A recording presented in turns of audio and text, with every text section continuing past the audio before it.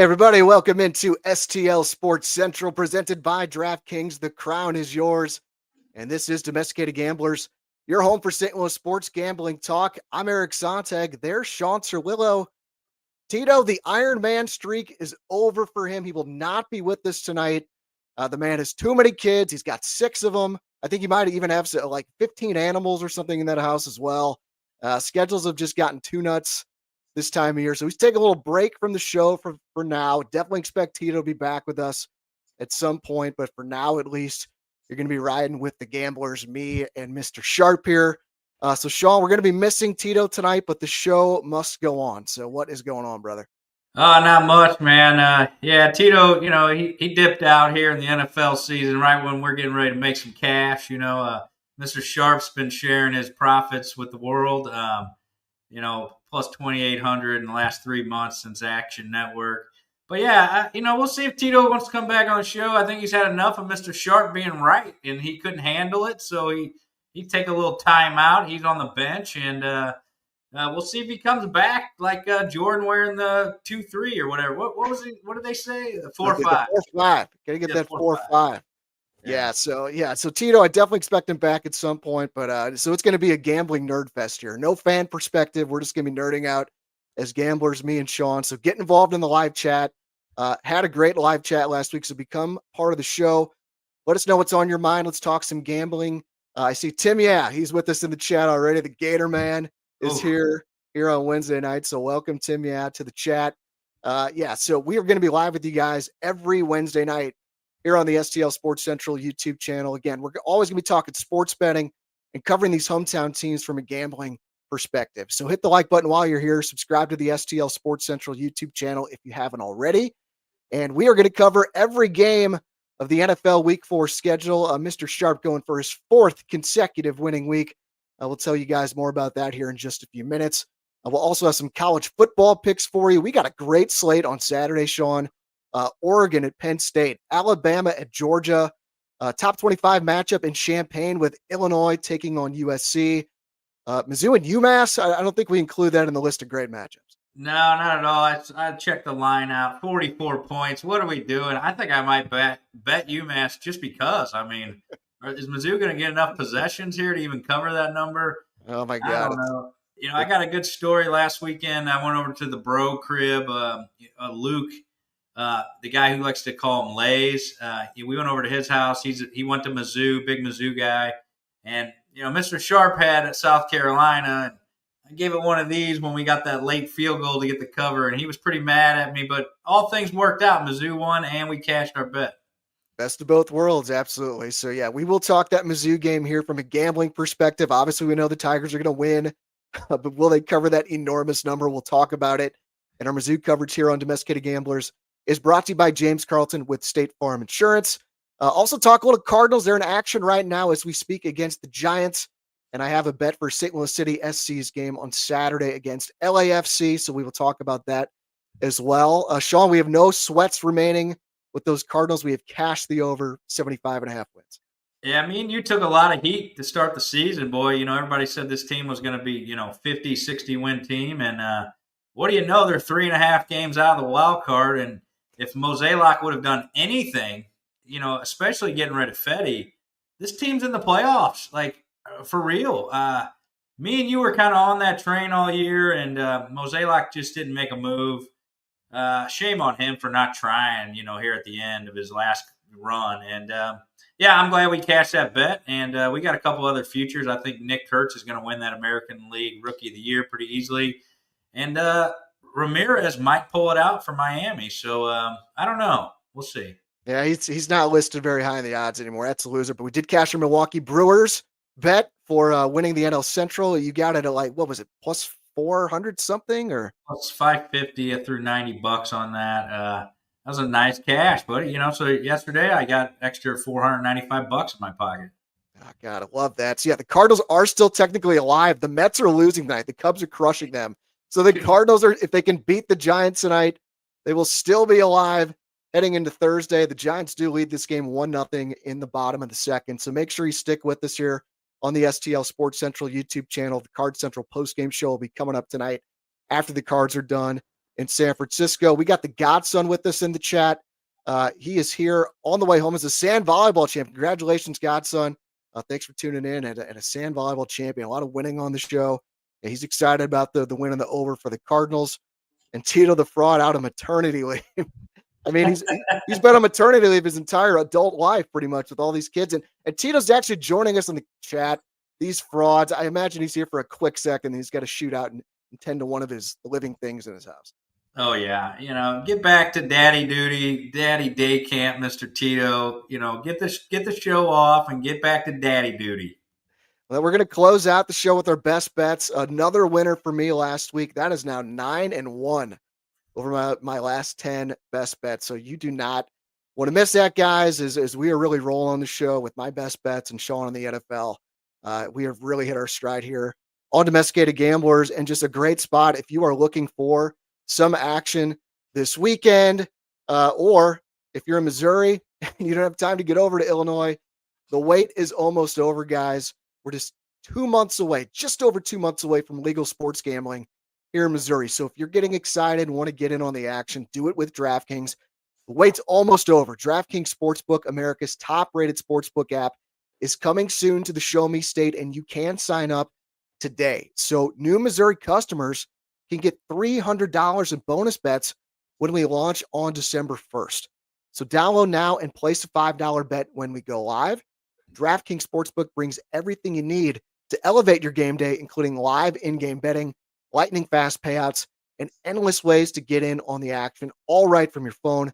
And when we officially go live in Missouri, you'll be betting with the Sportsbook app, trusted by millions, safe, secure, and as fast money withdrawals. Download the DraftKings Sportsbook app now and use code STL Sports to grab $300 in bonus bets with just a $5 bet when we go live December 1st. That's code STL Sports in partnership with DraftKings Sportsbook. Gambling problem? Call 1-800-GAMBLER, 21 plus, physically present in Missouri. Eligibility restrictions apply. Bonus bets expire 7 days after issuance. Excludes customers who redeem pre-launch sign-up offer. Terms at sportsbook.draftkings.com/promos.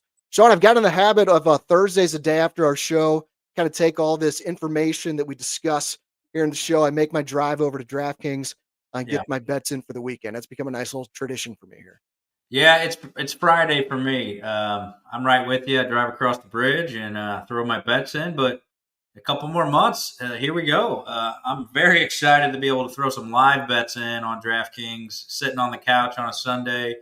And yeah, you've been crushing those best bets, and boy, did I have an all-time, bad beat. And I don't like to cry about it. We moved on and we ended up cashing for the day, but boy, I don't know. I think if you play that game 100 times, 99 times the Rams cover that spread. That was crazy.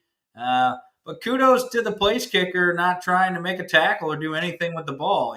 Good job on him. I hope he gets cut and released after he cost me my best bet. Oh, God. I do want to talk about this because, that could have wrecked some people's day emotionally with what happened with the Rams. So just a quick recap of week 3, because I want to illustrate this, that, again, we track all of our plays, our official plays, every bet that we put in, we put it on the free Action Network app for everyone to see. Everything's tracked and transparent. You can follow us there. Shawn's handle is Mr. Sharp 4499.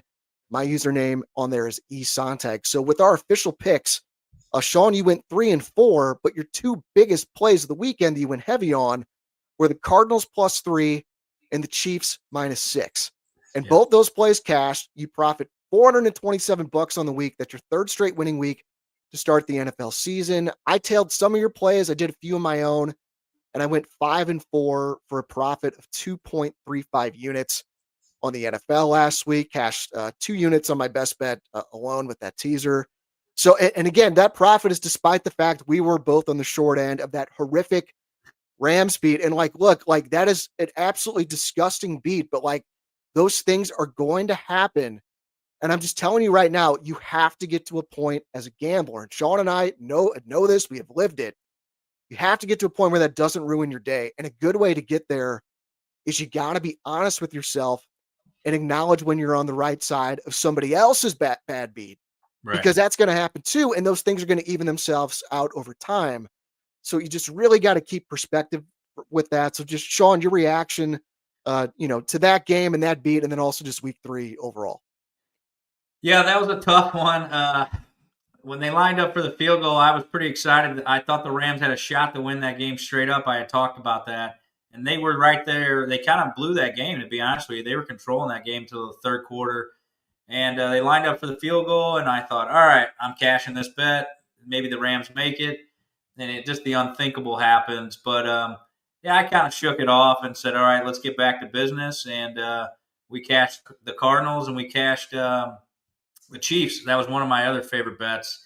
And, I could have lost that Chiefs bet too. Russell Wilson had a shot to get inside the number in the fourth quarter late there, but he is Russell Wilson. And if anyone blitzes him, he's washed. He's got to be able to sit back and pick apart a easy Dallas defense or these easy soft coverages. So overall, NFL Week 3 was pretty good. It was entertaining, I thought. A lot of block kicks. 2 of them got ran back for touchdowns. Carolina, that was a good bet of ours. Now they're 2-1 against the spread. We talked about them a little bit. And Miami, same old Miami. We kind of know who they are. I think we're kind of figuring out who people are. So I'm excited for Week 4, and I think some of these division home dogs are going to start turning around now. I think now's the time we take advantage of this. Well, we only got one of those this week, and it's actually the first game we're going to talk about real quick, though. The Godson, good week for him. He says 5-2 on the 1-unit plays in the chat, a 2-unit L on Sean's garbage team, the Packers. And we said on the show, someone's going to get blown up in Survivor. One of these favorites is going to lose, and unfortunately for you, Sean, it was your Packers. Well, I watched every snap of that game, and the Packers dominated that game until the fourth quarter. It was 10-0 most of the game. The Browns shut down our running game. We couldn't get anything going. We got a lot of injuries on offense. But Jordan Love throws a costly interception. I don't know what he's doing. That was just a terrible read. Throws the pick. But then he took the team down to kick a game-winning field goal, and that thing gets blocked. So the Browns get in field goal position, and they kick it. Yeah, that did suck. So this is Jordan Love. Can he put a team on his back and win? If he doesn't throw that pick, the Packers win that game, but they don't cover. Yeah, we will talk about the Packers a little bit later on with Sunday Night Football. Yeah, we'll also talk about the Giants with Jackson Dart Time. The Godson called that one about Week 4 is when that change is going to be coming up, so no more chances to fade Russell Wilson. But let's talk about this first game of Week 4. And again, guys, if you're watching, give us your thoughts in the live chat on these games that we will discuss. NFC West battle tomorrow. It's the Seahawks on the road at the Cardinals. Again, the divisional home dog here. They have not been cashing so far this season. They are just 2-6 against the spread so far in the first 3 weeks. And the Seahawks are a 1.5-point road favorite here. Your total is 43.5. So Mr. Sharp, get us started on this one. I know you have a play you already have in pocket for this. Yeah, I like the Arizona Cardinals. They almost beat the 49ers. That was another tough game, division game. I think the Cardinals are pretty frisky. I know we say Thursday nights are, made for the unders. So I definitely think the under, maybe first half's a play. But, Kyler Murray, I think he's going to give this Seattle defense some trouble because you can't play 3-4 second defense against Kyler Murray because of his legs, right? We all see him run around. And so he just causes a lot of issues and a lot of breakdowns for a defense with his mobility. So I like the Cardinals in this game. This is a small play for me, just a Thursday night. I think I got $50 on it, just a little taste. So I like the Cardinals. I think that trend's going to start turning around because year in and year out, that thing's usually, plus money, not under. What'd you say? It was 2-6? 2-6 against the spread so far. Divisional home dogs. So we're gonna fade that trend, and we're gonna start cashing some of these home division dogs at home. Yeah. I do want to make sure you mentioned you said small bet for you $50. That does not mean for everyone out there small bet for you should be $50. This is Mr. Sharp's been gambling for a long time. He's built that bankroll. Yes. So $100 typically a typical unit size for you. But again, I want to reiterate this for beginning gamblers, start really, really small because you're going to lose right away. Maybe you get hot at first and you build a little bit of bankroll, but this is a process. I think I texted you the other day. This is like going from an adolescent to an adult. You have to grow up as a gambler. And so while you're doing that, don't lose your ass with these huge stakes. If you want to bet with some lottery tickets, feel free. Looks like Brendan missed a $43,000 payday, probably a big scratcher's ticket because of Kelsey. Yeah, we were talking. He came and watched my junior Jags play, and we put it on Summit 41-0. So it was a big win for Mr. Sharp as a coach. And me and my brother went and got some lunch, and he had a big bet. I don't know, 8-9 legs on player props, this and that, and just this close. So I told him though, once DraftKings goes live, you'll be able to cash that thing out if you get almost all. You get all those legs. They'll give you a payout early. But yeah, going back to the unit size, this is a good story. One of my coaches on my team, he's starting to dabble into gambling. He's been watching the show, and his unit right now is $25, and then a half unit for him is $11 or $12. So that's where you need to start. It's okay to start with $10 as a unit and $5 for half a unit. No shame in the game. When I first started, it was a $20 bet. So $20, $10. But you're right. I don't know. Last 5-6 years, the bankroll's gotten pretty high. Yeah, I think you could start even smaller than that. Like, the sweet spot is, it doesn't matter. This can be different for everyone. You want enough where if you win, you get that yes, like you get that little jolt of energy. But if you lose, you want to be able to say, "Oh, that sucks," and then move about your day. And if you can't get there, your unit size is too big. Either you shouldn't be gambling, period, or your unit size is too big. So your sweet spot, you just got to find it for yourself. For some people, it might just be a couple bucks. Yeah. For some people, 20. But I'm just saying though, like if you're just starting out, you got to go through a process of growing up, learning how to do this. You're going to lose. So why bet even $20 a game seems high to me if you don't know what you're doing. I mean, again, all relative depending on your situation of how much money you make and all that stuff. But you got to treat this as entertainment as you're getting started and learning. I would say, like, if you're starting out and you're learning, follow me and Eric on Action Network, and you're gonna cash some money for real. I got a couple of guys following me now, and I take a lot of responsibility. I've texted Eric about that, and I'm not throwing out bets that I'm not playing. So I think if you're starting out, follow us and don't get sucked into betting every game either. That is a big no. Yeah, you be very selective. You've definitely helped me with that over the years. Maybe a better gambler. This game on Thursday night, I am really torn on it because I totally hear what you're saying with Arizona. I do think this divisional home dog stat is going to regress to the mean. I'm going to talk a lot about regression to the mean tonight now that we have 3 weeks of data to look at here in week 4. I like the spot. Seahawks are fat and happy because they just got to whoop up on the Saints, and the Cardinals had that devastating loss to the Niners, even though they did cover. But we know this NFC West, how teams tend to own one team or the other. And it's the Seahawks that own the Cardinals is the history here. The Seahawks have beaten the Cardinals 7 straight times. So I'm really torn on that. So I really think, and you mentioned it, best play for this game for me is this first half under. Like, I think this is the spot. Division game, Thursday night. These teams are starting to get a little fatigued as now we're starting to, be at 4th game of the season. And I saw 3 of the 4 meetings over the last 2 seasons with these teams went under and by a significant margin too. So that play is actually in pocket for me. Just a little half unit, Thursday night play. Want some action. I got 21.5 this afternoon. That has moved down to 20.5. I feel really good about that. You got the best of the number. That's a key number, 21.5. Super key number. I would still take it if I just look for the first time and saw it's 20.5. I would still take it, but I would not go any lower than that. I could totally see this game being 10-10 at half. Yeah. I do see 82% of the bets are on Seattle. So I like this play a lot. I like Arizona. And, you know me, I think the trend's due. Arizona's due to win. 0-7 in their last 7. They're due for a win. So I think Kyler Murray gets this one done. All right, next game. We got a Sunday morning game in Ireland with the Minnesota Vikings and the Pittsburgh Steelers. This is a 2.5-point spread, Shawn. I know you like this 2.5-point line. The Vikings are the favorite here. The total is 40.5. I do want to give a couple international game stats because there have been 50 of these games now. It's almost a dead heat on the total. 50 too many. I know. Bring those games here.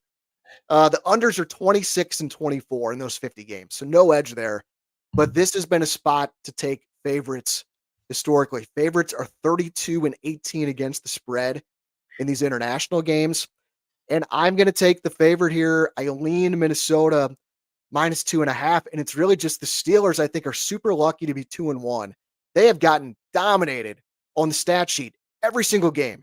The average yardage in their 3 games is eye-popping. Average yardage, 386 yards for the opponent, only 247 yards for the Steelers. That is a difference of 139 yards per game, yet the Steelers are 2-1. The Vikings, they played better with the backup quarterback last season. It may be the case again this year, and J.J. McCarthy is the guy that gets hurt both years.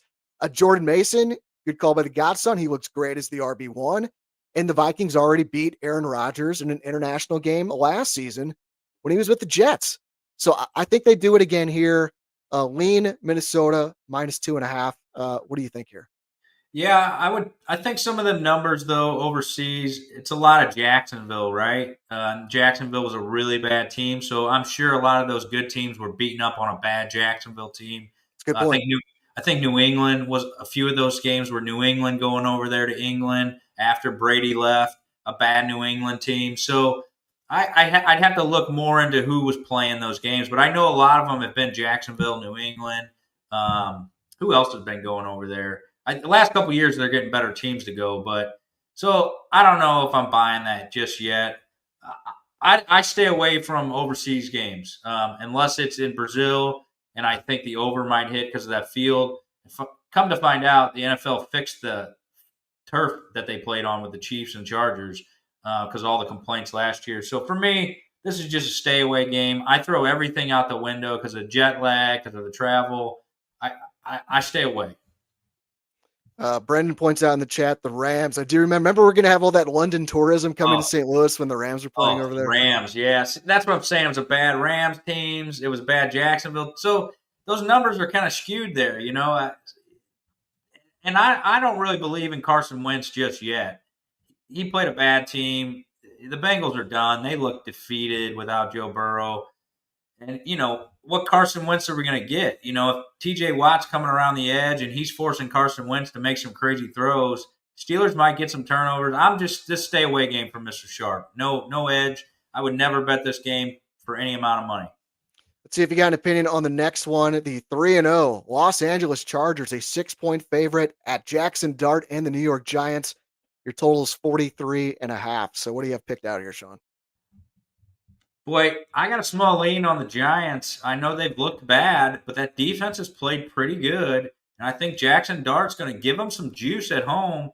And you got to think Daboll's coaching for his life here, right? I mean, if he goes 0-4, 0-5, he's out the door. This is it, right? It's got to be close. But I think they got to at least give him a little bit of a run with this rookie quarterback. I think he gets at least a few games to see what he looks like. He don't have it. I would lean Giants. This isn't going to be an official play for me either. Just a lean for the Giants. I think they'll have some juice with Dart coming in. The defense plays well. But, we know MVP Herbert. He's arriving. He's looking really good. So just a lean here. No, this is not going to be an official bet for me. Yeah, it's a disagree for me. Not a big disagree. This is just going to be a lean for me too. But I think Jim Harbaugh is going to have something for this rookie here. I saw Harbaugh's faced 4 rookie quarterbacks since he took over the Chargers job.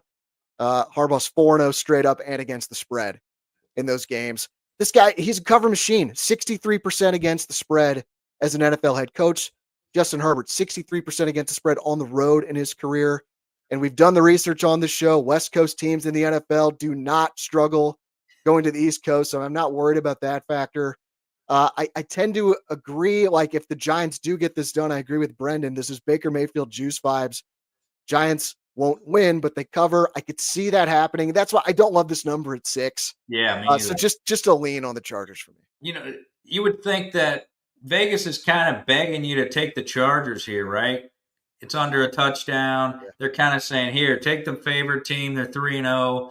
Something's up here. And, Baker, cha-cha-cha, he's got those cha-cha feet. I don't know if you've seen that little meme going around. You haven't seen it?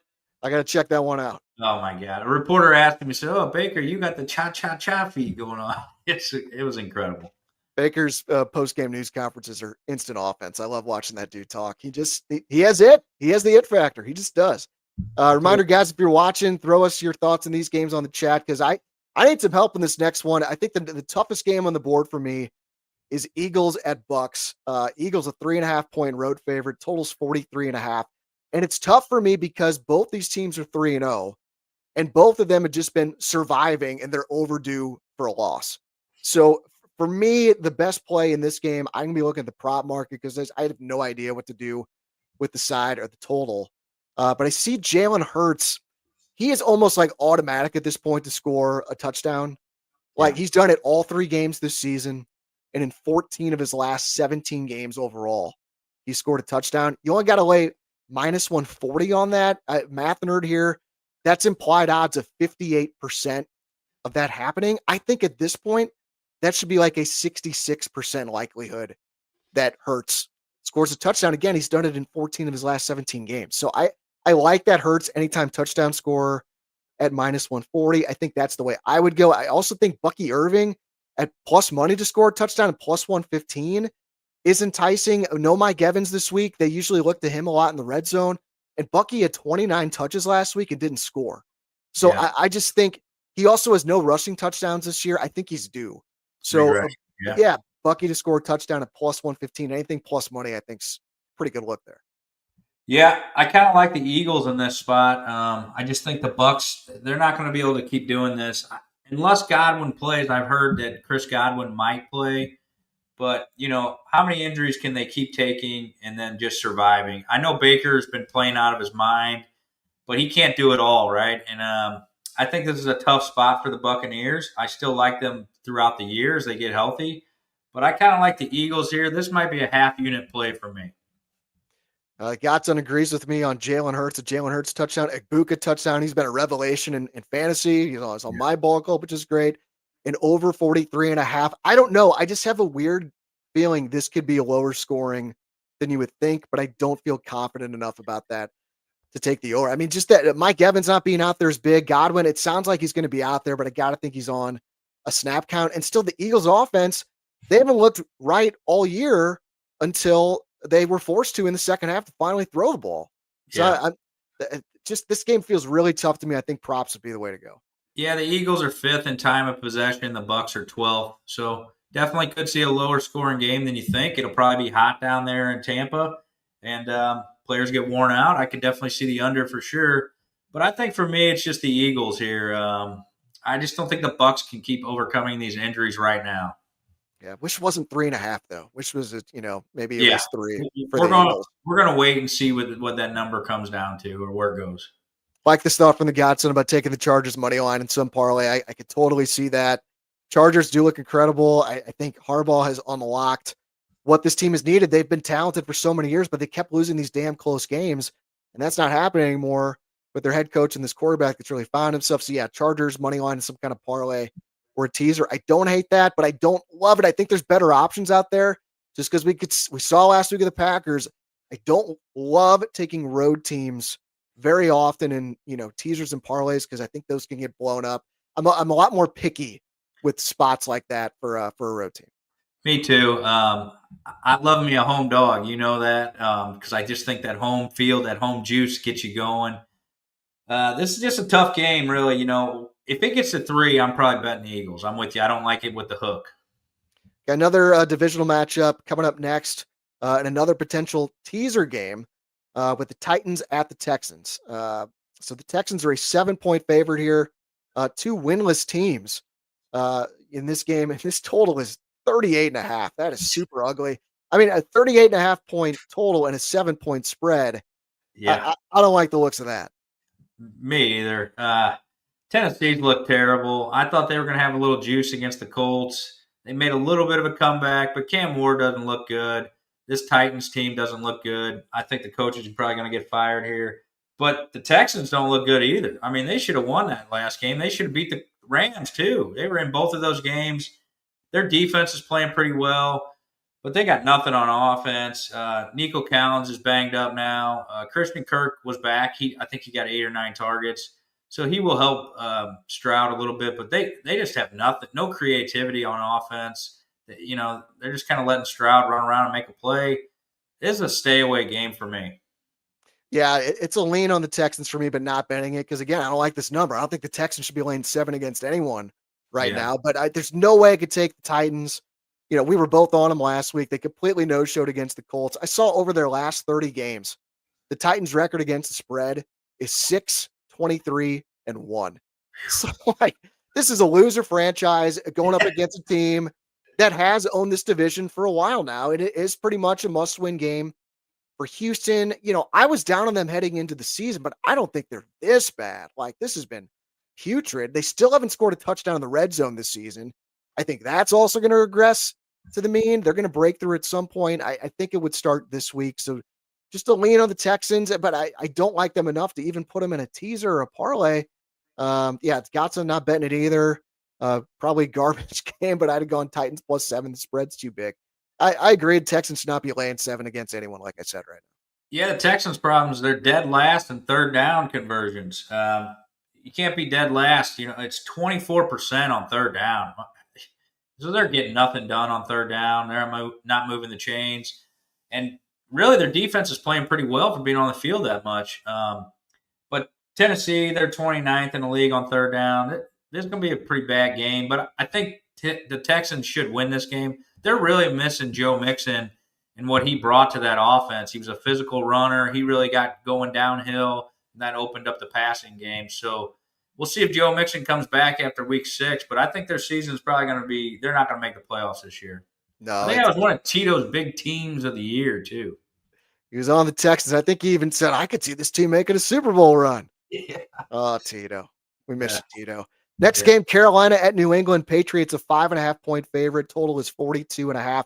I like this spot for the Patriots. They dominated the Steelers on the stat sheet, but they just could not hold on to the damn ball. They lost 4 fumbles, which is just wild. If they take care of the ball, they win that game. Patriots are 0-2 at home. That's not going to last. Carolina's been bad on the road so far, and they're coming off a game last week at home where everything went right against the Falcons. They shut them out. And again, this is a recurring theme for me. We got 3 weeks of data. I just think we see some regression to the mean here where the Panthers come down a little bit after last week. Patriots rise up 0-2 at home. Mike Vrabel, I just don't see them going 0-3. But again, I don't love this number at 5.5. So just a lane for me. I don't think I can bet this one. Patriots 5.5-point favorites. Come on, man. That should be down to maybe 3.5 at most. So I hate that number. Well, you hate it because you're on the wrong side of it. I like Carolina in this game. It's going to be a bet for me. I talked about Carolina before the season. This defense is getting after it. They've allowed 17 points a game, number 8 in the league. And I think the number's just right for me. I like a 2.5 and I like a 5.5 spread. I'm going to take Carolina plus 5.5 here for 1 unit. We'll probably put that in on Friday, maybe Saturday. We'll see what the line does here the next couple of days. But I think Carolina is going to ride off that high win. And I believe in Carolina a little bit. I like them on the number this year. And like you just said, I agree. I don't think the number should be 5.5. It should be more like 3. But that's because the public's down on a Carolina team. And we're going to take advantage of that. And we're going to bet Carolina. You've been consistent on that Carolina's a good team to bet on. Not necessarily going to win the division, not necessarily a playoff team, but just good against the number, especially early in the season. I think this is a really good example of what you're talking about. Correct. Yeah, I like them against the number here, and we'll see what happens. But I think it's a close game, and I think Carolina can keep it tight, and they stay within the number. I'd really love 6.5. It'd be a bigger unit play for me, but 5.5 will go 1 unit. But look, Carolina, they played Jacksonville, they played Arizona, and they played Atlanta. Those 3 pretty decent teams, and to only allow 17 points a game, I feel pretty good about their defense. I mean, that's not exactly a murderer's row. I mean, that's I don't think there's 3 pretty mid teams. I don't know, but I think you were right overall from a big picture perspective that people were sleeping on the Panthers overall. I do have 2 units on their win total over 6.5. So I think that's how I'm just gonna pass on this, ride this out, and hope you're right. Maybe Carolina wins this thing straight up. Yeah. I don't know if they will straight up, but I like the number. Yeah, at 5.5. Next game, Commanders at Falcons. Commanders a road favorite here, despite not knowing who's going to play quarterback. Washington -1.5. Totals 45.5. I just think until we know the status of Jaden Daniels, I don't think you could touch this game yet. And I looked at the news today. He's my fantasy quarterback. He's legitimately questionable with this knee injury, like he limited practice, but he's like, I don't know if the doctors are going to clear me or not. So I think this is like the epitome of what questionable means. And if he's out and it's Mariota again, I'd lean with the Falcons. Correct. Again, regression to the mean. Like I like backing a decent team. I think the Falcons are decent after they just got their doors blown off, like they did last week against the Panthers. And Mariota was fine last week for the Commanders, but I think it really had more to do with the Raiders. Just played awful defensively. There were over 200 yards rushing for the Commanders in that game. So it's not like Mariota lit them up. So I hope Mariota does play. Well, I want Daniels to play for fantasy purposes, but if Mariota does start, I think I'm going to bet the Falcons because I don't think they should be a dog here. Yeah, I'm in lockstep with you. If Mariota plays, this is probably going to be an official play for me. I'm sure the line's going to move a little bit. We might end up being the dog. Being the favorite. Sorry. But I believe in Atlanta, especially at home. I think Atlanta's a little better at home inside the dome there, and we'll see. I don't know if Kirk Cousins is going to play or Penix. But I feel good if Kirk Cousins does step in. He knows the offense, and I think he can move the ball a little bit. So I'm with you. I hope Mariota plays so I can play the Falcons in this one. We're in complete lockstep. If Daniels plays, then I'm probably staying away just to see how he looks. Yep, totally agree with that. The next game is Cleveland at Detroit. This line is ballooned up now to 10. Double digits on the Lions. Total's 44.5. I was hoping for a better number on the Lions. We didn't get it. So what do we do here, Shawn? Yeah, the Lions are going to beat the Browns. I don't think the Browns are going to have two in a row. Their defense is good, but the Lions' offense is back, right? They're running the ball like it's just opening up the passing game for Jared Goff. Jared Goff back in the dome. So I think this is your survivor pick of the week. I like the Lions here a lot. I just don't see the Browns and Joe Flacco winning two tough games against the NFC North back-to-back games. So I like the Lions here, but I don't love this number at all. Totally agree. I've already locked in the Lions as my survivor play. I think a lot of people are going to take Bills if they haven't taken them already, but I want to save the Bills for later in the season with their horrible division.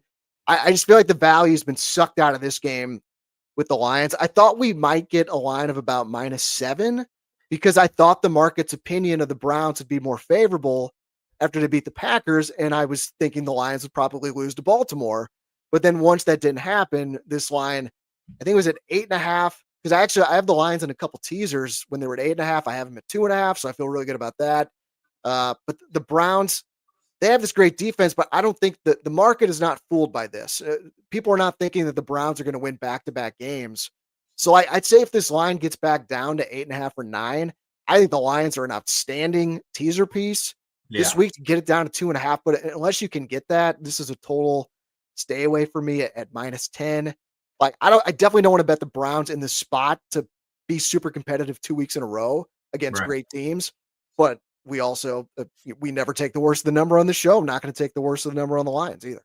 Yeah, I agree. The only thing is Dan Campbell does like to run up the score. We see that when he's blowing out a team like he did with the Bears. He just keeps putting his foot on the gas. So he doesn't really, scare me with not covering the number. So I'm in that pick 7. I'm probably going to put the Lions on there just because 7 games is tough to bet. I don't always have that many leans. There's usually 4 or 5 bets that I like. So I'm probably going to throw the Lions in there just because I believe if Dan Campbell gets out to a lead, he's not going to take his foot off the gas. He just tries to destroy teams. Yeah. Gatson says Lions, Chargers, and who? I don't know if this is in reference to a 3-team parlay. His 3-team leg got blown up last week with the Packers losing. I don't like 3-team. Two is as far as I want to go. Yeah. Maybe 3 teams in college is it because that's a lot more predictable, I think, in terms of. You're going to put the Bills in there. They're going to win, but you're going to lay, I don't know. Yeah. Their money line is -1450. That's the next game on the board here. So there's no point in including that. The Bills are a 15.5 point favorite against the Saints. This game is so dumb. Totals 47.5. Lean Bills -9.5 in the first half for me, because this is the second straight game where the Bills are a massive favorite at home, and they dicked around with the Dolphins last week. Like, it was tied at halftime. Miami was actually driving late in that game with a chance to tie it. Yeah. And then Tua threw a pick.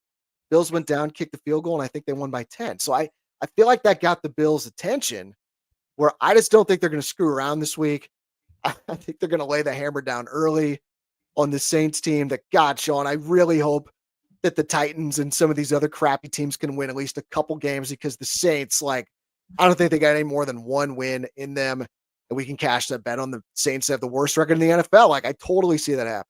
Yeah, we were on that preseason. It looks pretty good. I think you get Josh Allen here anytime touchdown, and then I also think you're right. I like that take of the -9 first half. That might be a 1 unit play for me too. I didn't really look at that angle, but yeah, just take Josh Allen touchdown here. He's going to probably score. I mean, yeah, this is a game after halftime. You're turning this thing off. I don't know about the Allen thing, just because I feel like he doesn't need to rush as much in games like this. Yeah. I think I remember being on his anytime touchdown score the game against the Ravens. He had 2 touchdowns. I want to look it up while we're talking, but I don't believe he scored last week against the Dolphins, although they kind of needed it last week. I mean, that game was tight. Like, I was Didn't he break his sweating nose in that game though? I think he Oh, broke that might be a factor as well. Yeah. Yeah, Allen last week. Yeah, 4 carries, 25 yards, no touchdowns. James Cook is just picked right up where he left off last season, leading the NFL in rushing touchdowns. There's a very good chance he does it once again this year. But I really like that number 9.5 in the first half. If it gets a 10, no play. Yeah. But I just think I don't see the Bills playing with their food 2 weeks in a row, so to speak. And Miami was do or die, and that's a division game. So a Thursday night, it's just a little different. I feel like on a Thursday night division game. So I'm with you. I think the Bills come out and they can be up 2 scores at halftime easily. 3 o'clock games. First one to cover is Jaguars at 49ers. Niners a 3.5 point favorite. Totals 47.5. Man, I want to fade the Niners. They're 3-0, but they just have been, again, like the Bucks and the Eagles. They're surviving these close games. And God, they are just so beat up. Nick Bosa now done for the year with a torn ACL, but I'm not sure the Jags are the team to pull this off. It's again, tough game to bet, not knowing if Brock Purdy is going to start. My lean here would actually be the under. Like Yes. that total 47.5 seemed really high when I saw it. Data backs it up. Like, Niners games are averaging just 36 points this season, and Jacksonville games have an average of just 40 points scored per game. So, like, maybe the books are just pretty sure Purdy's going to play and they're giving an upgrade to the Niners offense, but like, that's a pretty massive upgrade. Yeah. It just seems like that's a few points too high. So, again, talking this out, but I'm very tempted to bet that under 47.5. Like, that really stood out to me as the total that just looks way off. What do you think? Yeah, you talk a lot about the West Coast going to the East Coast, but I wonder how it is the opposite way. East Coast teams here going over to the West Coast. Yeah, Nick Bosa, that's really going to hurt them. I agree with you on the number here. It seems a little too high. I don't think Purdy coming back is really going to do much for the offense. Be honest with you, Mac Jones has looked pretty good in that offense, and that's Kyle Shanahan football. He can throw anybody in there and be successful. This is a stay away for me. I kind of agree. I like Jacksonville here, maybe in the bounce back spot, or the spot here to beat the Niners, because I agree they're just surviving. Like, they haven't looked great. We'll see if Purdy gives them that juice back, but I had a stay away game, but a small lean to the over. I mean, to the under. Yep. Yep. Yeah. Jake's kind of scared if they're pieing the rock. I mean, Liam Cohen, Duval is 2-1 to start the season. I very much think that I think the Colts are a great story. We'll talk about them here actually in the next game. I think that it's going to be the Jags and the Colts fighting for this division championship this year. I think that's where this is going. And let's talk about these Colts. Everybody said I was crazy about Daniel Jones. Oh my God, it is Daniel Jones mania right now. The Rams are a 3.5 point favorite against the Colts. This game is at SoFi. Total's 49.5. Like, I need you to talk me off this, because I think this is a total smash spot for the Rams. Like, they're going to be hungry after that collapse against the Eagles last week. And like, look, the Colts, I would say they're the best story in the NFL so far this season. But like, let's really look at what they've done. They have beaten 2 of the worst teams in the league, in the Dolphins and the Titans. And they beat the Broncos because Denver sucked on special teams in the last 2 minutes on both ways, both kicking the ball and defending a kick. Correct. So I just think the Rams are going to get after Daniel Jones this week. I've seen enough where I just don't think Jones is going to turn back into a total pumpkin. but I just think the Rams are going to get after him. They're tied for the most sacks in the league with 12. So I really want to bet this at Rams minus 3.5, but I wanted to get your take. I agree with you. I like the Rams. I think they beat the Eagles. They just had a bad end of the third quarter, fourth quarter. They should have beat the world champs. And I'm with you. I think Sean McVay will get this thing figured out. The only thing I'm worried about the Rams is, Stafford looked a little banged up again at the end of that game. But he's a tough guy. I think he'll be able to go out and manage that pain just fine. I like the Rams myself, half unit play. All right. I think we put that one in. I love, I talked about Daniel Jones being pretty good for the Colts in the offseason, just the way he plays and that style of offense. But I think the Rams are the way better team here, and I'd like to see it at 3. Yeah. Yep. So we'll wait till Friday and see. Yep. Yeah. Always good to wait. You don't have to just put something in. You want to get the best of the number. Because really, if it moves up to 4, I would think I would still take it, but really, there's not much difference between 3.5 and 4. Because if it lands on 4, you're getting a push instead of a win. You're not losing your money. Correct. Right. I'm with you. If it goes to 4, I'm putting it in. If it goes to 3, we're definitely putting it in. How about the number 2 fantasy quarterback in leagues this season, Caleb Williams, and the Chicago Bears on the road at the Raiders? God, there's gonna be a ton of Bears fans in Vegas, I'm sure. Vegas a 1.5 point favorite here. Totals 47.5. I know you're not betting the Bears, are you, Sean? No, I mean, he's having a good little fantasy season because he played Dallas, and everybody's going to light Dallas's defense up right now. Their cornerbacks are atrocious. In that Detroit game, he looked terrible. He scored 21 points because it was garbage time. It was 52-21. So his little fantasy props are, looking good, little numbers. But I still think Caleb Williams sucks, but I'm not impressed with Vegas. This is a stay-away game for me. I think the Bears probably win. I don't know if Pete Carroll doesn't have it anymore or what's going on down there in Las Vegas, but going back home, maybe Vegas figures it out. I'm just going to stay away and watch this one. Yeah, stay away from me. If I had to pick, gun to my head, I would lean Raiders just because I don't trust the Bears to play a great game 2 weeks in a row. And pretty much simple as that. And Raiders are in a big bounce back spot. They were awful at Washington last week. And I don't think Pete Carroll's done. I think this is a classic Pete Carroll kind of rah-rah spot. Get the boys going a little bit. We can't embarrass ourselves 2 weeks in a row. Yeah. I've seen that guy talk to his team. I would want to play for him. I love Pete Carroll. So lean on the Raiders, but I don't think I'd want to touch this game. Maybe the over. The Bears. Maybe the over. Both teams are going to maybe try to get after it. Both 1 and 2. So one team's going to come out of this 2-2 looking pretty good, as far as a playoff run. But no official bet here. Just see. We'll see if the Bears are for real and they look good. Then maybe they are something this year. So one of those teams is going to be 2-2. And one of these teams is going to be 1-3 in the next game. With the Baltimore Ravens at the Kansas City Chiefs. I still think this is the game of the week that all the eyeballs are going to be on here. And a 2.5 point spread is staring us in the face here, Sean, with Mahomes as the home dog. Ravens minus 2.5, totals 48.5. I'm going first because I'm not going to let myself be swayed by you. I am not scared of this 2.5 line. I'm not scared of Mahomes as a home dog. I think the Ravens roll here. The Chiefs, they beat the Giants pretty comfortably last week, but I was not impressed. The offense still, it just every play looks like a struggle. Just about nothing is coming easy. Defense was good, but it was Russell Wilson looking terrible in that game. I did see Xavier Worthy. It looks like he's going to be back this week, so that's going to help.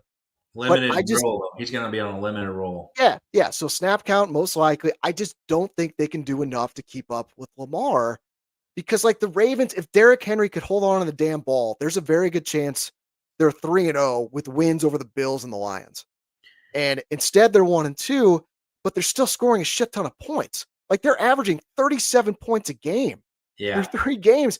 And I just feel like the only teams that can beat the Ravens right now are explosive teams that can match them on offense, like the Bills and the Lions, and the Chiefs are just not that team right now. Maybe when Rashee Rice gets back, the Chiefs can get back to being a great offense and a great team. But I just do not see it at all right now. This might be my favorite standalone game bet of the weekend.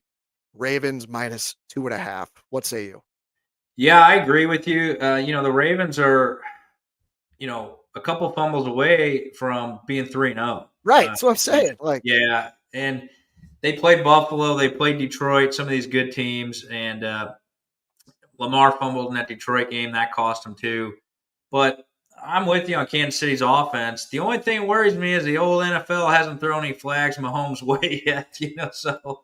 But no, in all seriousness, it's the Baltimore Ravens for me. I'd like to see this get to 1.5, but I don't know if we're going to get there. It looks like 65% of the money is on Kansas City, or the bets are on Kansas City.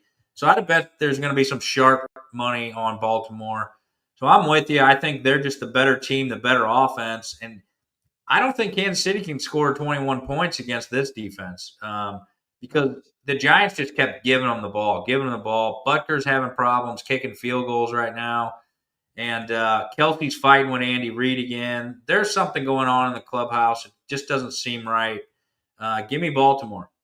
Even just Kelsey's body language on the sideline last week, we're just like, yeah, they won, but he could tell like this team, we don't have it. We just beat up on the lowly Giants here. I'm thinking something like 31-17. I don't think it's going to be a sweat. Godson agrees, probably a 2-score win. I'm going 2 units. Like, I don't think this 2.5 number is going to matter. Like I said, I do think there's still value. And this is where we're talking about, Shawn. Maybe look at the Chiefs, their odds to make the playoffs if they do in fact lose this game, because they're going to get Worthy back to full strength. They're going to get Rice back.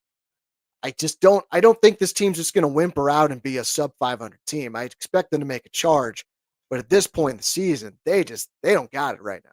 No, they don't. They get an easier schedule here after this. They get Jacksonville, but then they get Detroit. The Chiefs do. That's going to be tough, and then they get Buffalo later before their bye. So, my God.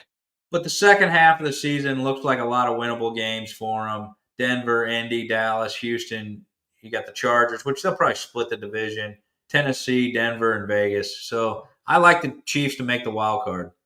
Yeah, I think that's a really good play. I think we got to look at that on Monday. Odds to make the playoffs if the Chiefs lose, and the Ravens for that matter. Although I think the public perception of the Ravens is a lot better.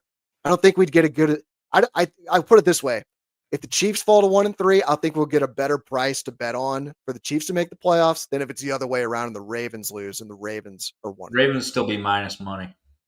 Oh yeah. Yeah, I would agree with that. All right, I got to let you go. Up first for your ball club on Sunday Night Football, your Green Bay Packers, a 7-point road favorite at the CD Lambless Dallas Cowboys. Your total's 47.5. So, Shawn, break it down for us. Yeah, I still believe in the Packers. That was a tough road game in Cleveland. Like I said, most of the game it was Packers dominated. We were up 10-0. They shut our running game down.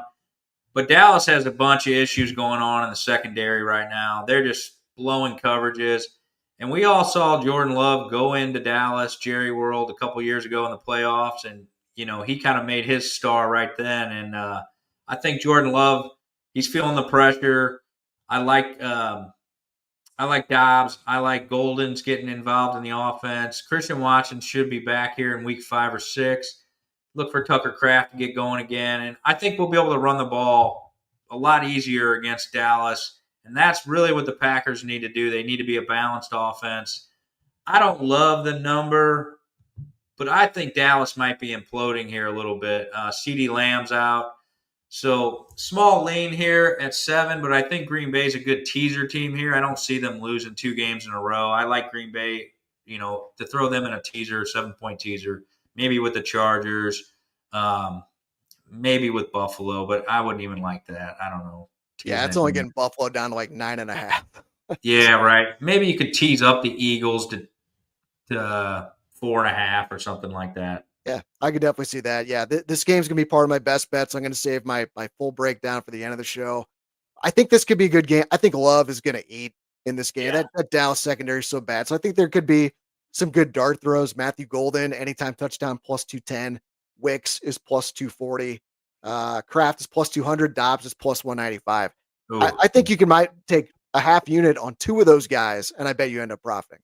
I agree. I like that angle you're coming from there. See, I'm not much in the prop play market, but I need to get more into this, because I just don't see Love coming out struggling again against this secondary. And, I I was on a show last night. I think Micah Parsons to get a sack. He's going to be juiced up going back into Jerry World. I think he gets his boy Dak for at least one. I was looking for odds on that today on DraftKings. I couldn't find it. You know you're going to be paying a steep tax on that if it is offered. It's probably going to be minus 200 or something crazy.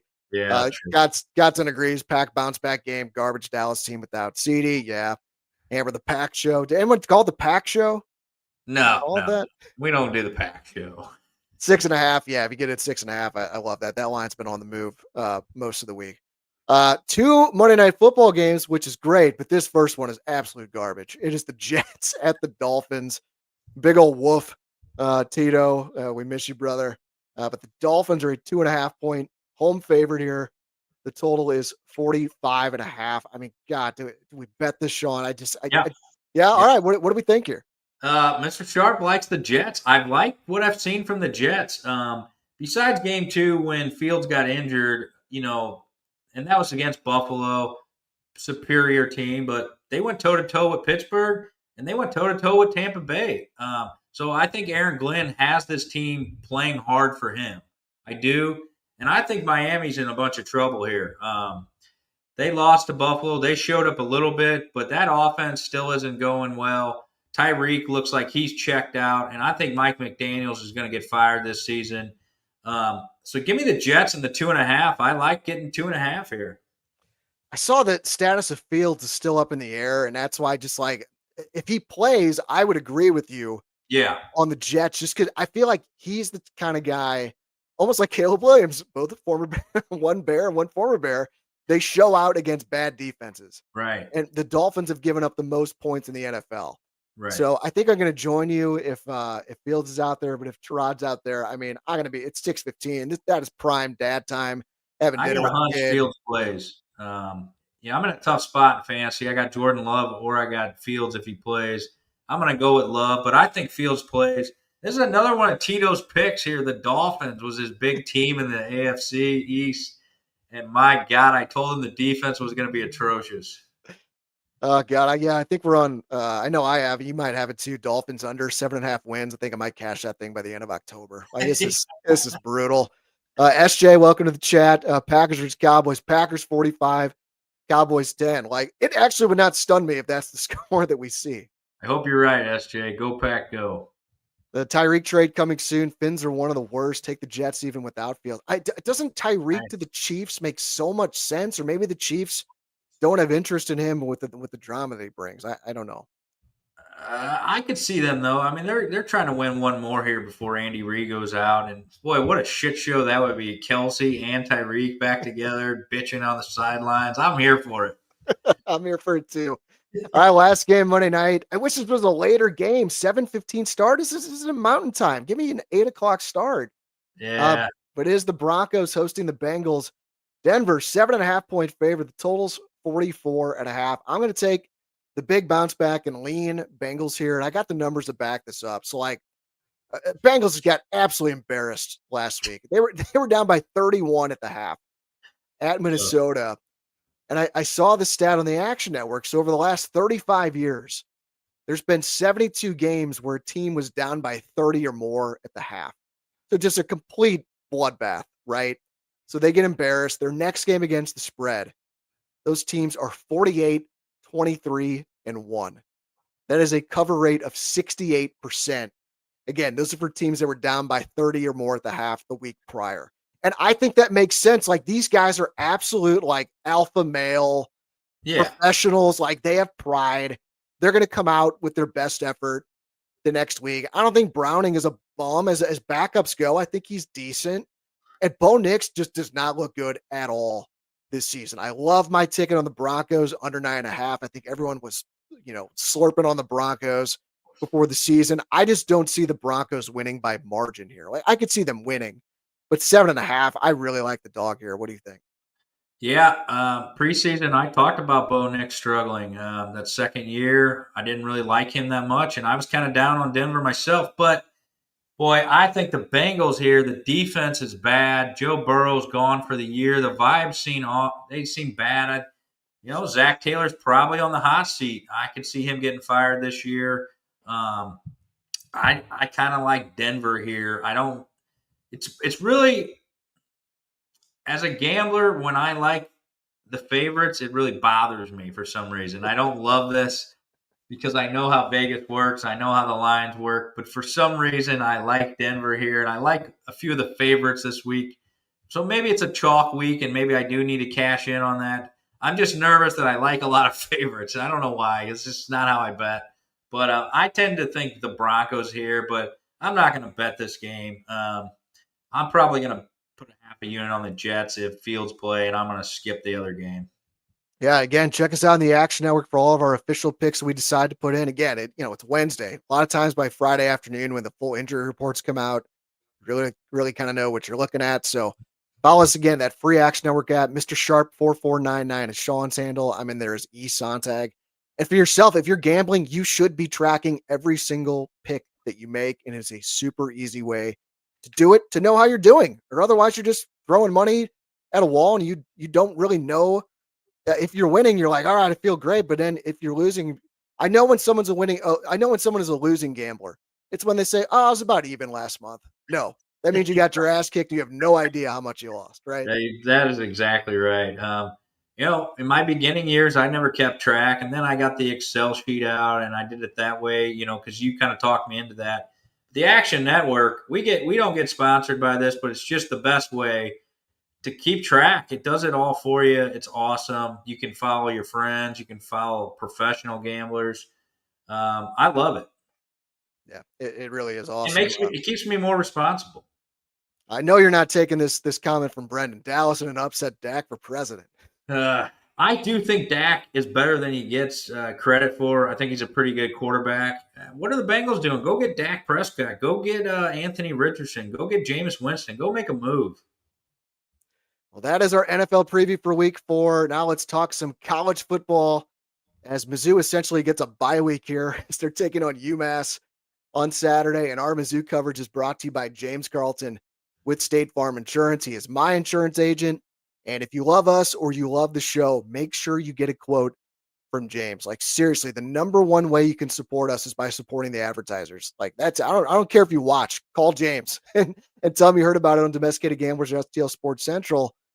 Because I'm telling you straight up, you're doing yourself a disservice if you do not get a quote from James Carlton. If you drive a car or if you own a home or rent an apartment, call this man tomorrow morning during normal business hours. Like, first of all, there's a very good chance you're paying way too much money for your home and auto insurance. I used to be one of those people because I would just renew with my old agent every year and I just didn't think about it. Well, then last year I got the renewal notice from my old agent. That was a huge increase. So I got in touch with James in his office.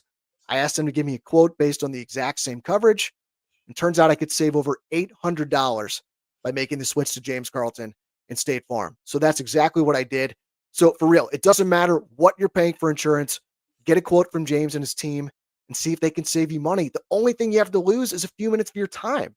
And there's just a very good chance they can save you hundreds. I've heard a case recently of thousands of dollars being saved by going to James Carlton with State Farm. I mean, it could be as simple as give them a quick call. You can email them a PDF of your current policies, see if they can save you money with the exact same coverage. Service is also top notch. They have over 450 5-star reviews on Google. And it's because James is awesome. He's got a great staff. They answer the phone so you can talk to an actual human right away. They explain things clearly to make sure that everything is easy for you. And they're truly there for you every step of the way when you file a claim. And if you decide to make the switch, man, I cannot emphasize enough how easy the process was for me. So take a few minutes and contact James Carlton with State Farm to get a quote. You can do it over the phone or on the website. And when you get that quote, again, mention Domesticated Gamblers or STL Sports Central. They'll make a $20 donation to Mizzou's preferred NIL fund, which is the Will to Win fund. Kevin Coleman Jr. looking real good on the screen right there. We're going to get him going against UMass this week. So call James 314-961-4800 or go to carltoninsurance.net. If your insurance costs a leg and an arm, call James Carlton, State Farm. Sean, let's talk Mizzou. It's UMass in town on Saturday. All right, so Tigers, they're ranked 20th in the country. I think that's the really cool thing right now. They're 4-0 after the comeback win over South Carolina. Like, this team is absolutely nails. in close games, and they've been that way for 3 years now. Don't think we're gonna have to worry about a close game this weekend. Tigers, that line sitting at 44.5, totals 56.5. So if you got thoughts on the Tigers, throw them in the chat.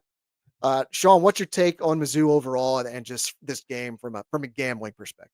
Yeah, I got to sit down and watch that whole game.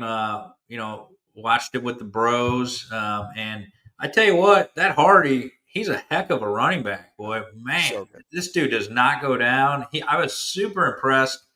I was not impressed too much with Perbulia or whatever, how you ever say his name. Perbula. Perbulia, yeah, he's all right. I'm gonna call him Perbulia. Yeah, he just kind of struggles on the deep ball a little bit, but he can run around and keep the play open. But that secondary is going to have to get a lot better. There's a lot of blown coverages. Missouri was lucky to beat South Carolina with them guys running down the field. Sellers missed a couple open passes, or we might have blew that game. But we won. We survived. Maybe it's the curse of the rocks out of the building. I don't know. This game, there's no way I could ever lay 44 points. I mean, just watch Mizzou kick their ass until the halftime, get drunk, play bags, whatever you're going to do on Saturday. But this game, I don't even know why it's at 6:30. It should be a noon game and get it over with, or 11 o'clock. It should be 11 o'clock. 100%. Like, you got Georgia and Alabama and Oregon and Penn State going on at the same time. Like, I'm going to have Mizzou's going to be relegated to my laptop. Like, that is not going to be on the TV. The Gators are going to win the Natty. Sorry, Timmy. I don't think the Gators are winning anything this year other than a firing for Billy Napier. I guess SJ is excited about the Tigers as well. Hardy got no votes for Heisman. Well, they haven't voted on the Heisman yet, Brendan, but I think he would at least get some votes at this point. I saw the kid from Indiana, the Mendoza, the quarterback, is the favorite now after he just lit up Illinois last week. We'll talk about them next. Look, this Missouri team, I love this team. I love really the program more specifically because Drinkwitz has just put winning in their DNA. Like, how long has Mizzou just been like a loser program when we were kids growing up? And now you just expect them to come through when it matters. So, like, the teams with the 3 best records in college football since the start of 2023, it's Oregon, Ohio State, and Georgia. Next up is your Missouri Tigers at 25-5, 4th best record in college football. Like, just incredible. I mean, even better than Pinkel. Pinkel kind of was an 8-8 coach. 8-win team. 9-win team, and then he got the teams going later in his career. But Drink's been incredible, man. He brings the winning culture, and if we keep this up, there could be a natty in our future here. Yeah, I think that's the next step. It's getting in the playoff, and I think that's the standard by which this team is going to be judged. I mean, the over 6.5 wins, like, that was if that's going to be one of the easiest wins I think I'm going to have. Like, at this point, I think like 8 is probably the floor. I know pretty much every game on their schedule, other than UMass, that's an obvious win. Every other game is either winnable or losable, but like, they're not going to win all those or not going to lose all those. Like, right, you're going to have 5 wins here, and then you're going into the bye. And Bama's very beatable this year. Yes. Auburn's very beatable. Vandy scares me. Vandy's a good team right now. And then you get the double bye, which is stupid. Texas A&M, they're going to be very tough. So we'll see. I think you're right, though. I think you're going to cash that over pretty easily. Yeah, 10-2 is the goal here. And what I've noticed watching this team, I love the coaching staff because I think they're really good at making in-game adjustments where, like, they find what is working and then they just do whatever it takes to win that particular game. And I think that is a big reason why they've won so much the last 3 years and why they've been so good in these close games too. Like, Saturday, like, it was clear South Carolina could not stop Ahmad Hardy and the running game just overall. So Drink just stuck with it. I mean, they were down going in the 4th quarter, but he just kept pounding the rock. He didn't panic. They wore South Carolina down and they won a game. Yeah. So that's what I really love about this team more than anything, just that winning culture that they have developed. Nothing gets me more fired up than a team that runs the rock down your throat in the 4th quarter and wears you down. The only thing I wish Drink would have said was, I own the secondary. That's on me. I need to fix it. Not that I'm going to chew my coaches out. That's a little ticky-tacky for me. Just be the head coach and take responsibility and move on. Yeah, it's a good point there. That's what good leaders do. They eat it. They eat the shit so that it doesn't roll downhill. Yeah. So like Saturday, don't bet this game. Like watch Alabama and Georgia, watch Oregon, Penn State. Like this game is so dumb. Like yeah, it is. UMass lost to Bryant. Okay, like Bryant is like, I don't know what FCS is, but like they're probably even lower than FCS. So like, but if you're going to this game where you really want to watch it, you want some action, I actually think the best angle, you can get a second half line right now under 23.5 points in the second half. I think's the best angle because we already saw Sam Horn and Blake Craig get injured against freaking Central Arkansas. Yeah. So like priority number one in this game is keep everyone healthy for Alabama in a couple weeks. So like I'm hoping the Tigers, get out to big lead, get everyone the hell out of there. But right. So I thought like, Mizzou first half, the line's 27.5. Like that is a freaking massive number for 30 minutes of football. Like these teams played last year. They played at Amherst. Score at the half was 24-3 Mizzou. So they only up 21, wasn't covered. Like if UMass scores at all, they're not going to cover that first half number. But then second half last year, there were just 21 points scored and 0 in the fourth quarter. So like this game just like smells like call off the dogs, take it easy second half. So lean under 23.5 points in the second half for me. But like I said, do not bet this game. Watch some better college football on Saturday night instead and come back 2 weeks from now and cheer like hell when they're One other thing, though, that defensive line from Missouri, boy, they are stopping the run. They are stout up front. If they can fix that secondary, they got a shot here to get in the playoffs. They really do. I agree. I am never going to lay 44. I might maybe put a quarter unit on plus 44.5. I don't know. Just because it's such a crazy number. Yeah, so really just a bad game Saturday night. But we have a great game Saturday morning in Champaign. 11 a.m. kickoff. Battle of ranked teams. Illinois is still ranked. They're ranked 23rd in the country, hosting number 21 USC. Illini, a home dog here. Trojans a 6.5 point favorite. Total is a big one, 60.5. If you got to pick on this game or, on this game or any of the other college football games this weekend, put them in the chat. Like, look, Illini was all over that Indiana, man. They pounded them. Yeah, I did not see that coming. Like Illinois is on fraud alert, like no doubt. Like that was super embarrassing, but I'm just not ready to totally give up on them. Like they have 16 starters back from that team last year to win 10-3. So I don't think they just started sucking overnight. Like Indiana might just be really, really good again. Again, they have the Heisman favorite at quarterback right now. Yeah. It could have just been a really, really off night and just like a perfect storm for a beatdown. Like I'm not super confident in that take. Like right. I want to give the Illini like a mulligan until proven otherwise. Like this spread went up 5 points. It was USC -1.5 last week. It's now -6.5.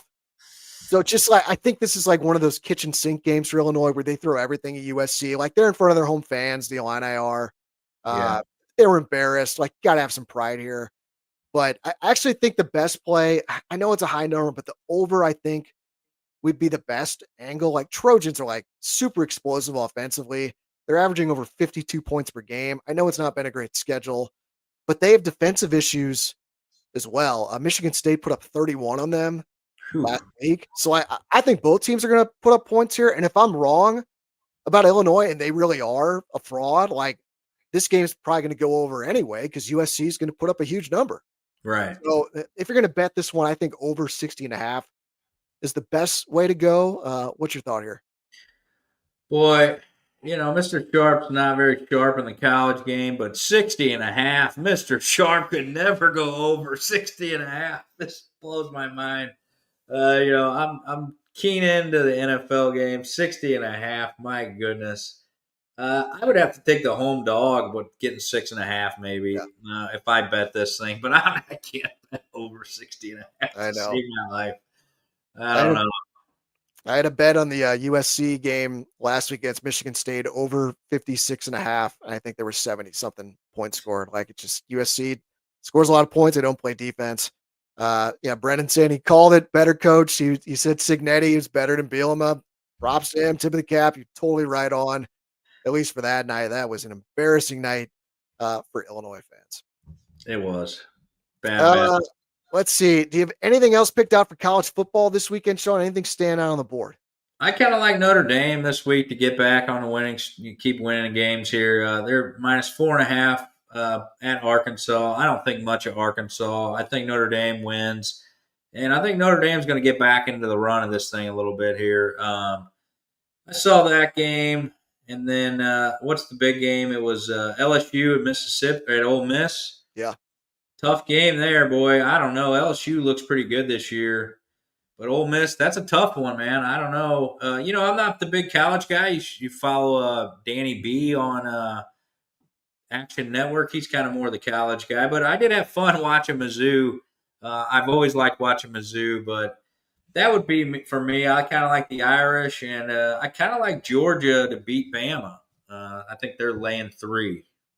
I have a play on that game. I do. I'm going to put. So I have the house to myself on Saturday. My wife and daughter are going to be out on a Girl Scout event. It's an overnight camping thing. So I have all day to myself on Saturday. I'm going to really saddle in and watch a bunch of college football. I have put a small taste on Ole Miss, -1.5 against LSU. LSU, I think their defense looks really good, but their wins don't look quite as impressive as maybe they did. Like Clemson is an absolute mess. I was totally wrong on them.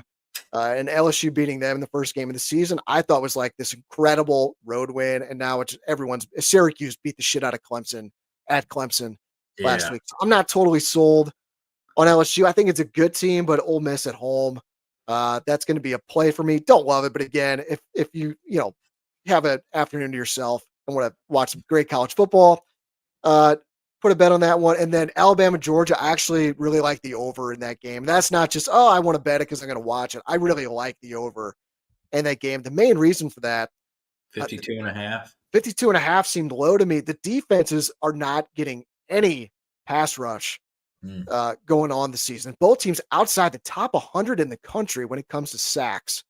They've only combined for 8 sacks in the first 6 games. And 3 of those games were against those garbage ass, little teams. Looks like Ty Simpson's, the Alabama quarterback's found his groove. Last game against Wisconsin, so a decent opponent. 24-29 for 382 yards and 4 touchdowns. So he's got it going on. Georgia just put up 38 points in regulation on Tennessee. So Georgia's going to get theirs. Yeah. I think it's a shootout written all over it. They played last year. The final score was 41-34. So 75 points. Like, it would not surprise me to see a similar scoreline here. Both teams combined 5-1 to the over so far this season. So I think this number should be more in the high 50s instead of the low 50s. Really like the over 52.5 with Alabama and Georgia. So what are you thinking here? 2-3 unit play? Just one. I don't know what. Other than Ty Simpson, I can't name one player on these teams. Yeah, like I'm probably going to follow you on this bet. You seem pretty confident about it, and if you think this is a 6 or 7 point advantage on the over under, then I think I'm going to ride it with you on Saturday. Get a little action. Let's talk a little bit of Cardinals real quick. Currently in action against. One thing. Yeah, what are you gonna order some food Saturday? A little Papa John's, a little pizza, a little taste of scotch. What are you gonna have? I honestly was thinking about that today, and I'm like, what is it, like a pizza place or something that like I have not had in a long time? Blackthorn, baby. Blackthorn. I wouldn't mind making a trip to South City from West County. Get me some Blackthorn. I got the bottle maker's mark ready to go. We're gonna have a nice little feast on Saturdays. I just saddle in. Any dad out there, these days don't come around very often. Oh, so yeah. I love all my friends and family. I will not be seeing you in person on Saturday. I'm going to be enjoying this day by myself. Yeah. Are you going to Chicago for Cardinals and Cubs this weekend with your mom? Is that happening? Cardinals Cubs Friday, I believe. It's Friday. All right. Yeah, that was a Mother's Day present. So good for you, Mr. Sharp. Maybe the Cardinals will still be alive in the playoff race. They're currently trailing the Giants 3-2 in the bottom of the 6th. If the Cardinals win tonight, they're technically still mathematically alive. So it's not happening though. Like, main thing, again, we talked about at the top of the show, cash the over on the win total. Futures just in general, Shawn, I know it's something you said that you don't do a ton of, but it's something you're going to look to do more of. I just really love futures because for baseball in particular, you got 162 games for your opinion to play out rather than just one random game Yes. where weird stuff can happen. So, big cashes for you, Sean, and the Cardinals over on the win total, Brewers to win the division. Are you more sold on putting futures as more of your gambling portfolio moving forward? Yeah. I've been dominating fantasy baseball for a few years now, and I'm pretty good in that market. I'm with you, Eric. There's more sample size. There's a lot of games, so just less variables. I got a future in for Nick Kurtz to win American League Rookie of the Year, $75 at plus 212.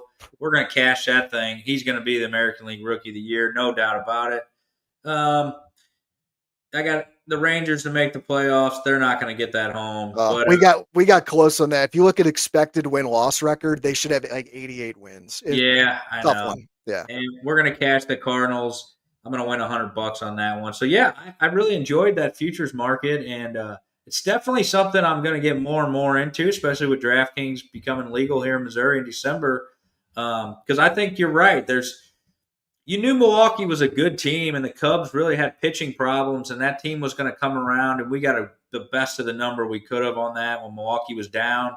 So next year, I'm very excited for that. But also, I know no one wants to hear this, but right now is the best time, in my opinion, to bet Major League Baseball because you have these teams that are packing it in. They're thinking about their vacations. They're done. They're ready to get the golf clubs out.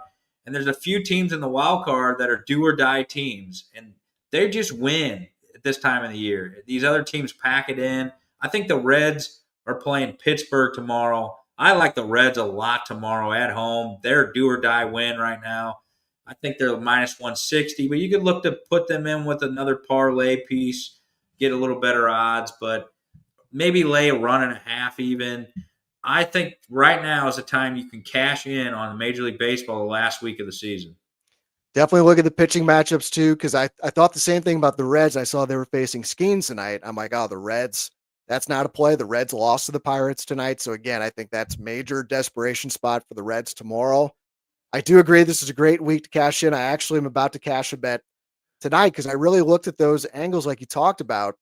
You got the Mariners with the win tonight at home over the Rockies, clinch the American League West Division. And you have the Yankees trying to chase down the Blue Jays in the AL East, and the Yankees are playing the White Sox this week. So I have a play again. You can see I'm looking right at it in the Action Network app. I took a two-way parlay at plus 118 odds. Yankees minus 1.5 against the White Sox. The Yankees won that game 8-1. And I took the Mariners on the money line against the Rockies. The Mariners lead that game 7-1 in the seventh inning. So that's going to be a plus 118 winner for me. Another angle for this week. Look for potential player milestones that they're trying to hit. I just, again, looking right at the Action Network app, Sontag, cashed a bet tonight in the Cardinals game. I had this right up for STLSportsCentral.com today. Sonny Gray was 6 strikeouts away from 200 for the season. He'd struck out 6 batters or more in like 8 of his last 9 starts. So I'm like, yeah, I love him over 5.5 Ks, but he had to lay minus 166 for that. Give yourself a little coupon. I put on a tackle of him to allow just at least 1 earned run. Yeah. Which, he's done like just about every start. I think 14 starts in a row. Great tonight. Has 7 strikeouts and 2 earned runs allowed. So I've cashed that bet as well. A 2-0 baseball night for me. So look for those player milestones. See that in the NFL a lot too. Remember Mike Evans at the end of last season? Yeah. I remember Gronkowski a couple years ago got his $1 million one. That's a great angle. And that's why you got to follow us on Action Network, man. I was busy tonight coaching the boys at football. I seen you had some bets coming in. I didn't get a chance to bet tonight, but I'm definitely excited to follow you in baseball the rest of the season and also myself. But, just these are things where you have to take advantage of the market. Everyone's done with baseball, and we can cash in here. And I think Vegas, too, the casinos, they're kind of moving towards football season. There's some good odds to take advantage of. Yeah, there's no doubt about it. Just looking at tomorrow, the Yankees have rode down on the mound against the White Sox, but it's minus 316 on the money line. Do not lay that money line price. Again, do kind of like, if you're going to do it like I did, find a way to parlay it to get around even money odds. Right. Yankees minus 1.5 and minus 144. Don't hate that as a standalone, but I still probably would want to parlay something else. Reds have Lodolo on the mound against Ashcraft. For the Pirates, Yeah. Reds minus 165. I could see it if you do it. I'll just put this in real quick. A Reds, Yankees, even just money line parlay would pay plus 111. That's something to consider for tomorrow. I like that. I like that a lot. Talking about futures on next week's show, hockey season almost here. We're going to do our Blues futures preview. I already have a futures bet logged in the Action Network app for the Blues this season, so we'll talk about that next week. Now just 15 days away. The fraud Tito's not going to be here for his big Blues team, huh? You better put them kids to bed early, Tito, and make it on for the Blues special. Cannot wait for the Blues. Real quick on City, they only got 3 games left in the season, but I do think there's a good money-making opportunity for this game on Saturday at home against LAFC. I guess I'll have 4 screens going on Saturday night watching the Alabama game, Penn State, Mizzou, City on there. The total in this game against LAFC is 3. The over's at minus 140, but I still think the right play for this game is the over 3. I don't care about the juice. LAFC is scoring for fun right now. They have the most goals scored in the Western Conference. They've scored 4 goals in each of their last 3 games. Wow. So, it's possible they score 3 or 4 by themselves. And I think City is going to score as well. I saw under Critchley, they're scoring 1.75 goals per game. Pretty good. Pretty good. And it's now been 16 games under Critchley. City games have seen an average of 3.75 total goals scored. So, and these teams played once previously this season. Final score was 2-2. Yeah. So I think we push at worst here. Really like the over 3 at minus 140. I think I take it up to minus 150. I'm going to follow you on this. I'm not the soccer guy at all. I got no clue what's going on with soccer. I think they need to make the nets a little bigger, the goals, so we get more goals. But that's my goofy take on soccer. Yeah, but I'm with you. I'm going to follow you. I need to start following you on this EPL, on this Champions League. You've been crushing. It's a grind, man. Just grind out the profit. I love soccer. I think it's a lot more predictive than a lot of other sports. All right, Mr. Sharp, let's get to our best bets. And if you have a best bet this week, go ahead, throw it in the chat. I just keep on cashing these things. It was sweat-free last week. Teaser with Miami in college football, Seahawks in the NFL. That means I'm now 9-1 in my last 10 best bets. So for my best bet this week, I am going right back to the well, and I'm doing another 6-point teaser in college football and the NFL. I want to make sure this line hasn't moved on me with Ohio State. So Ohio State's going to be the first leg. Going to move them down from minus 8.5 to minus 2.5 at Washington. So just got to win by a field goal or more. Buckeyes coming off a bye. They're going to be locked in here. And there's no look ahead spot here. Their next game's at home against Minnesota. That should be a pretty easy game. Washington's at home. They're 3-0. Their offense looks great, but they have played nobody so far. So this really stood out to me as a big time teaser game when I saw it get the Buckeyes down under a field goal. In the second leg, I'm taking your team, Shawn. I'm taking the Packers. I'm going to bring them down from -7 to -1 at Dallas. We talked about the bounce back spot. I'm sure they're embarrassed losing the Browns. Yeah. Micah Parsons, they want to get this win for him. And the Cowboys defense is just so bad. CeeDee Lamb out, and the Packers own the Cowboys historically in the series. So I think the more likely way to lose this one is maybe I'm underestimating Washington, but I really love this play. 2-team teaser. I need Ohio State to cover -2.5 at Washington and the Packers to cover a -1 spread at Dallas. What do you think, Mr. Sharp? Yeah, I like that a lot. I might be following you on that one. I think you found your little niche here with the 2-team teasers. I know we both weren't really fans of the teasers, but I think if you play it right, it's very profitable. You get that little coupon, you're moving the line around. So I like it a lot. I'm still salty about my Rams pick. I should have had a best bet winner again in the NFL, but it is what it is. I'm actually going to take the Packers myself, and I'm going to tease them down 7. And I'm going to take the Denver Broncos. I'm going to tease them down to 0.5 point. That's my 2-team teaser. I don't have the odds pulled up right now, but I'm sure it's about same, close to yours on a 7-point teaser. So that's going to be my best bet for the show. You follow me on the Action Network. I do I do like the Panthers again this week. That would be my second best bet. And I'm with you on the Rams and Baltimore. Like them a lot. And then I also like the Jets if Fields plays. But for the official bet, it will be a 2-team teaser. Broncos -0.5 and the Packers even money 7-point teaser. All right, the best bets are in. Let's finish up with the home team plays of the week. Our favorite plays in the games involving the local teams. I just talked about mine. It's got to be the over 3 in the City game. I laid out the data. Like, this game has goal fest written all over it. So I'd take it at -140 again. I would take it up to -150, the over 3. UMass +44.5. Like, what the hell? I don't know what the over under is yet, but I'm gonna take the over in the Cubs Cardinals games. I think the Cubs get the best of Miles Mikolas and probably his last start as a Redbird. I think he gets rocked in Wrigley. It's still kind of warm. Maybe it's rainy a little bit, but it's a little still warm out.